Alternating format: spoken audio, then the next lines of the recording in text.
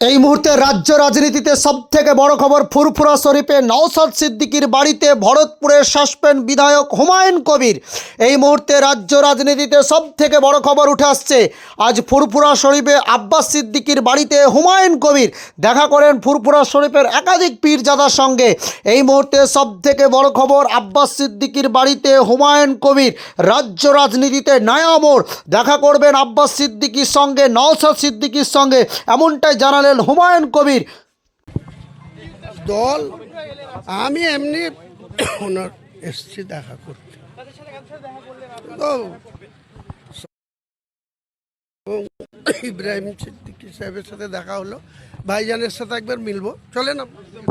বিধায়ক আব্বাস সিদ্দিকীর সাথে দেখা করতে তিনি মূলত এগিয়ে যাচ্ছেন, সেই চিত্র আপনাদের সামনে সরাসরি আমি মেহেদি হাসান আপনাদের সামনে তুলে ধরছি।